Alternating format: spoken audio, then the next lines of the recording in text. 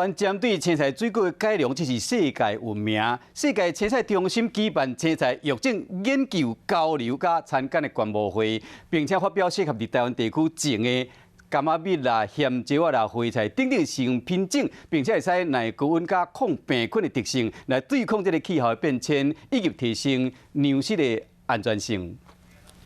世界蔬菜生活总部今日举办菜色交流观摩会，研发出适合台湾种的토마토、咸椒等等的新品种，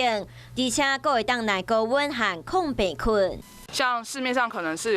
抗单一个病害，我们的是有抗可能2-3种，一个品系就抗2-3种病害这样，然后它可能还要耐热。 另外，伫咸椒的电视区嘛研发出有耐热性、抗病性、阁有高产量的新品种。像这个品系啊，它的 产量比较起来，在秋天跟在春天比较起来，都是比一般我们其他的试验品系来的高一点，然后它其实也比较早熟。希望透过举办观摩会，竞出适合台湾环境、抗病虫害、高品质、高产量的新品种，来提升蔬菜营养价值和农民的收入。 嗨，我是庄宇杰。想要看到更多的新闻内容吗？赶快订阅华视新闻的 YouTube 频道，并且开启小铃铛，跟着宇杰一起看新闻吧。